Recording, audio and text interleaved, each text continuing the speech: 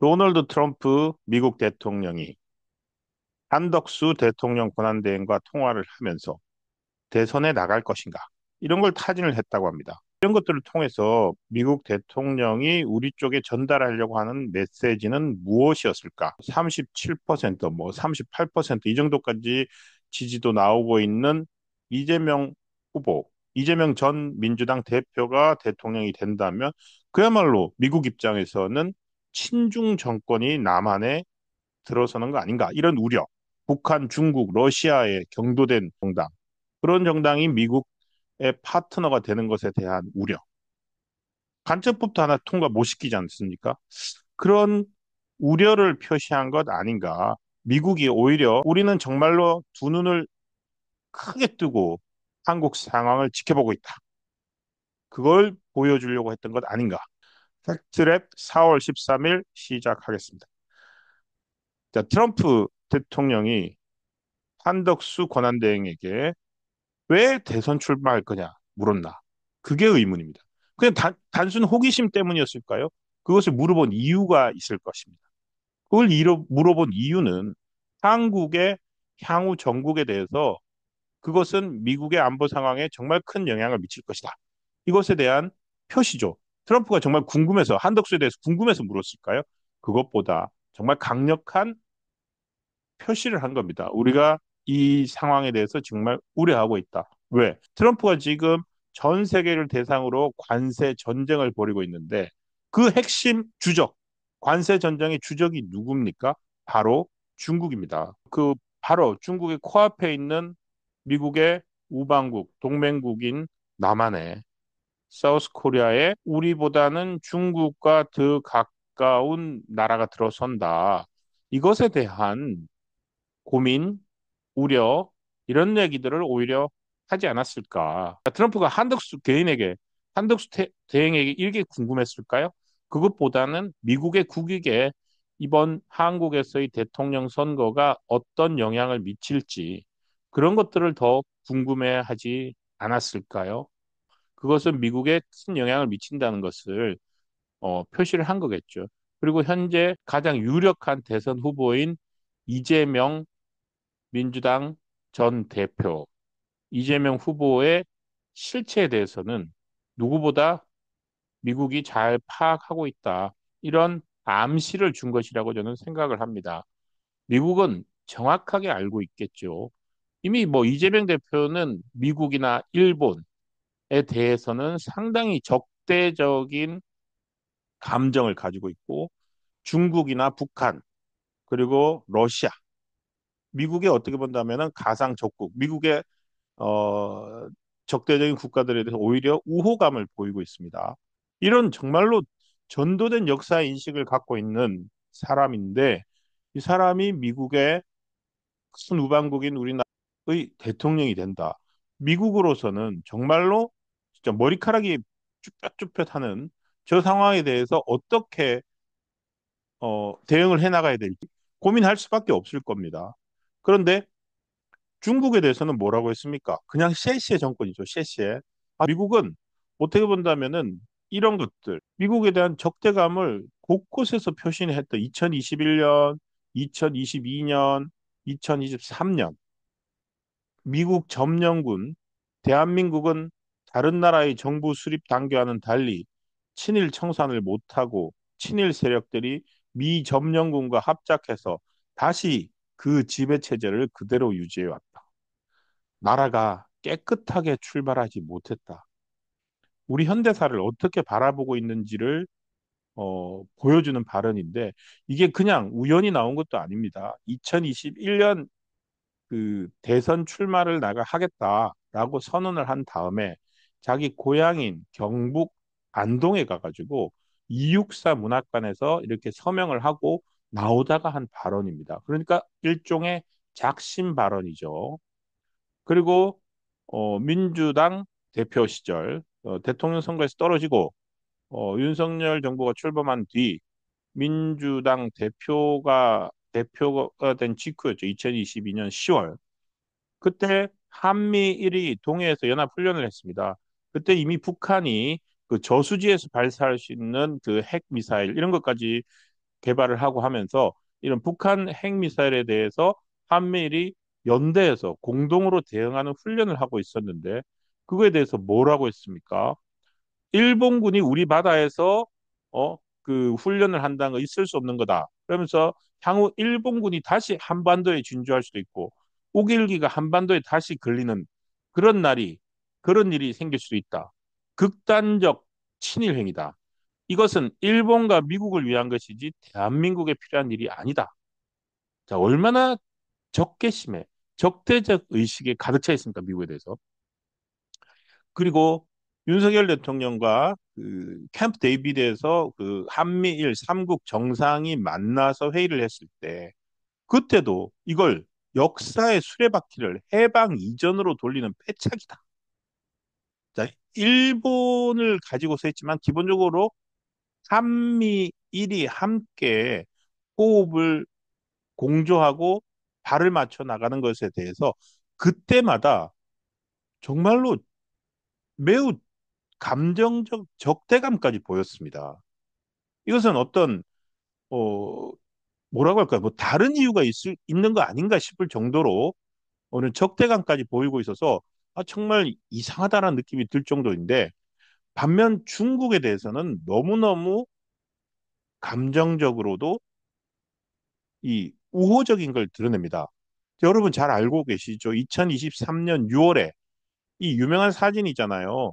싱하이밍 그 중국 대사. 이게 성북동에 있는 중국 대사가 관저입니다. 그래도 어쨌든 대통령 선거에 나와서 0.74% 떨어진 야당의 유력 대선 후보이자 야당 대표가 저 가가지고 고개를 조아리고 악수를 하고 있는 저런 모습. 그리고 저 설명을 한번 보십시오. 이재명 더불어민주당 대표가 8일 저녁 서울 성북구 중국 대사 관제에서 싱하이밍 주한 중국 대사를 예방해서 인사하고 있다. 이 중앙일보 사진 설명도 되게 몹시 부적절하고요. 어, 보통 보면은 야당 대표라고 하더라도 국회에서 대사, 일본 대사, 중국 대사 와서 접견을 해서 만나죠. 근데 저기는 왜 저렇게 민주당 대표식이나 되어가지고 대사 관저를 저렇게 국회의원들을 이끌고 찾아갔을까요? 예방했을까요? 저것은 마치 어, 식민지 종주국 대사관 관저에 이제 그 밑에 지배받는 나라의 정치인이 찾아간 것들 그런 느낌을 주는데 가가지고 저런 모습들 고개를 조아리는 모습들이 사진에 나왔고 저 만찬이 있고 난 다음에 중국 대사관이 메시지 보도자료를 냅니다. 거기서 뭐라고 했냐면은 싱하이밍이 미국이 전력으로 중국을 압박하는 상황 속에서 일각에서는 미국이 승리하고 중국이 패배할 것이라는 데 베팅을 하고 있다. 단언할 수 있는 것은 중국의 패배에 베팅하는 이들이 나중에 반드시 후회한다는 점이다. 이것은 당시에 한국과 우리나라 윤석열 정부와 그 저 바이든 미국 정부 간에 상당히 이제 우호적인 분위기가 형성되어 가고 있을 때 한국, 니들 미국이랑 가깝게 지내면 안 돼. 야, 미국과 가깝게 지낸다는 거는 우리가 미중 패권 다툼에서 우리가 진다. 절대 그렇게 안 될 거야. 니들 조심해. 라는 메시지인데 그거를 메시지를 낼 수 있도록 야당 대표가 가서 판을 깔아준 겁니다. 정말 어이가 없지 않습니까? 그래서 저런 모습을 보면은 저 사람 무슨 중국에 약점이 잡혔나? 중국에서 무슨 정치 후원금을 많이 받았었나? 우리가 알지 못하는 그러한 정말 의심까지 하게 되고 그거 아니면 저런 식으로 저자세를 보일 이유가 없거든요. 그러다가 이제 저 지금 왼쪽에 제가 내놓은 사진은 이거 동영상인데 경기지사 시절에 이재명 당시 경기지사가 그 대한민국 경기도지사 이재명입니다 이러면서 인민망에다가 그 중국 사람들 다 보는 인민망에서 신년 인사하는 겁니다. 도대체 왜 신년 인사를 우리나라 경기도지사가 해야 되는지 알 수 없었는데 저걸 다 본 느낌은 야 저렇게 겸손하고 착해 보이는 이재명 정말 눈매나 이런 게요 저 보시면 선해 보입니다. 야 저렇게 선해 보이는 이재명 모습은 처음 본다. 중국 앞에서는 정말 순한 양 같아, 이재명이. 미국과의 관계에 대해서는 마치 이제 무슨 적개심까지 드러날 정도로 매우 이제 그런 걸 드러내던 사람이 야, 도대체 어떻게 저럴 수 있을까라는 느낌이 들 정도입니다. 그러면서 이재명이 그 정치, 그 각종 선거나 이럴 때 보면은 우리나라, 그 중국에다 끊임없이 어떤 메시지를 보냅니다. 자, 중국이 지금 우리 선거를 어떻게 바라보고 있을까요? 오히려 이제 트럼프 대통령은 상당히 우려 섞인 목소리로 우려 섞인 시선을 보내는 반면 중국은 향후 남한에 들어설, 한국에 들어설 친중 정권에 대한 기대를 갖고 있지 않을까요? 미국과 중국이 거대한 패권 다툼을 벌이고 있는데, 자, 우리 발밑에 있는 남한 니들, 니들 남한은 미국 니들 편이라 생각했지 아니거든? 이런 느낌 아닐까요? 총선 때, 지난 총선 때 유명하죠. 당진 가가지고 유세 중에 아, 그 왜 중국을 찝찝거립니까? 그냥 쎄쎄. 대만에도 쎄쎄. 이러면 됐지. 뭐 여기저기 자꾸 찝쩍거리냐. 그리고 중국, 대만 양안 문제 그걸 우리가 왜 개입합니까? 지금 저 핵심적인 이슈죠, 미국은. 정말로 가상 훈련도 하지 않습니까? 중국이 대만 본토 세력이 대만을 이렇게 침공했을 때 그걸 해가지고 훈련도 하고 있고 그때 뭐 일본은 어떻게 하고 한국은 어떻게 하고 이런 것까지 하고 있는데 지금 사실은 대만 해협에서의 위기가 점점 그 고조되고 있는데 저런 인식을 가진 사람 정권이 들어선다면 중국으로서는 전략이 어마어마하게 이 동북아 전략이 중국 입장에서는 중국의 우호적인 상태로 바뀝니다. 예를 들어서 그러면 남한의 한국에 있는 그 군사적인 어떤 이건 어떻게 돼? 미군이라든지 그다음에 남한의 병력이나 이런 사람들이 어쨌든 중국의 전략에 그 위배되는 어떤 행동을 할 거를 좀 덜 예상을 해도 되죠.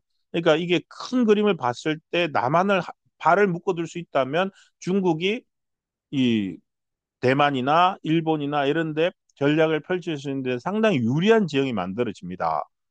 자,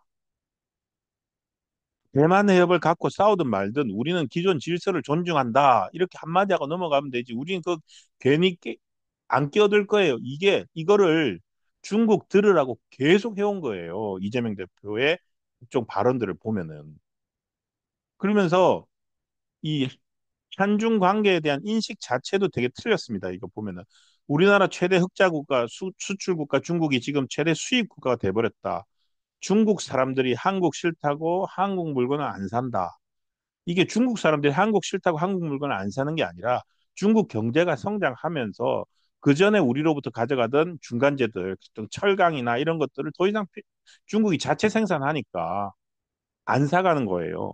그런 인식도 없이 그냥 중국이 사람들 우리를 싫어하고 있다. 이런 뭐 그 전부 저런 감정적이고 정확하지 않은 메시지만 던지고 있으니까요. 그것도 부적절하고요. 어쨌든 이재명 대표는 도대체 중국에 왜 중국 무슨 약점이 잡혔길래 저렇게 하고 있을까? 그러니까 지금 중국이 말입니다. 우리나라를 그러니까 결정적인 순간에 이 중국을 이롭게 해주거든요. 엊그제도 중국 10대 소년이 한국 들어가지고 공군기지 촬영하고 그다음에 부산에 있는 미 항모 찍으러 가겠다고 열차표까지 예약을 해놓고 그리고 뭐 유학생들이 항공모함 들어올 때마다 드론으로 촬영한 애들도 있었고 국가정보원 건물을 또 드론으로 촬영한 애들도 있었고 그러니까 한국을 마치 자기 집 앞마당 드나들듯이 들어와가지고 각종 이런 우리 군사 시설이나 안보 시설, 정보 시설 이런 것들을 촬영을 하고 있는데 이 사람들을 전부 다 이 그냥 군사시설 보호법 뭐 이런 거로 처벌을 합니다. 군사시설 보호법은 최고형을 받아봐야 7년이거든요. 아, 10년이거든요. 10년 이하거든요. 근데 이걸 그래서 지금 중국도 한국 사람들을 산업 스파이로 간첩법으로 처벌하고 이런 사례들이 많아져 가지고 우리도 간첩법을 북한뿐만 아니라 이제 그 적의 범위를 이제 적국에서 간첩죄 적용 범위를 적국에서 외국으로 확대하는 이른바 간첩법 개정안을 내놨는데 잘 뭐 따라 도저히 이건 어쩔 수 없으니까 따라오려는 것 같은 민주당이 작년 연말에 갑자기 이걸 스톱을 시켜버렸죠. 이런 것들도 보면 결정적 순간에 중국을 이롭게 해주는 겁니다. 그래서 정말로 무슨 약점이 세게 잡혔나 보다. 이런 생각을 할 수밖에 없습니다. 이런 상황에서 트럼프 대통령이 한덕수 대행에게 전한 메시지는 과연 뭘까요? 단순히 한덕수 대행의 대통령 선거에 나올까? 이것만 걱정스러워서 이게 궁금해서 물어본 걸까요? 아니죠. 우리 사회에 던지는 메시지가 미국이 던지는 우려의 메시지도 있는 겁니다. 미국이 뭐 선거에 개입해서 뭐 누구를 만들려고 이렇게 하기는 힘들 거고 대신 한국이 앞으로 2달 동안 이제 2달도 안 남았는데 그런 선거 전국에서 미국이 갖는 우려 이런 거를 간접적으로 암시한 것 아닌가. 실제 지금 탄핵당한 윤석열 대통령 1차 탄핵소추안에 정말 어이없는 게 들어가 있었잖아요. 자, 이게 1차 대통령 탄핵소추안의 결론 부분인데요. 뭐라고 해놨습니까? 대통령 취임한 이래 뭐 국민 목소리에 전혀 귀를 기울이지 않고 뭐 이게 이제 이건 이태원 참사를 얘기한 거고 그리고 북한과 중국, 러시아를 적대시하고 일본 중심의 기이한 외교 정책을 고집하여서 국가 안보와 국민 보호 의무를 내팽개쳐 왔다. 즉, 앞서서 내가 말씀드렸던 우방인 한, 미국, 일본과 함께 가까워졌던 거 있잖아요. 그게 국가 안보와 국민 보호 의무를 내팽개친 거예요. 그리고 안보를 위해서는 북한과 중국, 러시아를 적대시해서는 안 된다는 인식을 갖고 있는 사람들이라는 거예요. 그 사람들이 바야흐로 2달 뒤에 이제 남한의 정부를, 남한의 정권을 갖게 되는 거. 이런 거에 대한, 이 상황에 대한 우려를 표시한 것 아니었을까요? 단순히 한덕수 권한대행한테 궁금해서 물어본 거였을까요? 한국 대선이 미국에 어떤 영향을 끼치는지 그게 더 궁금했을 겁니다. 감사합니다.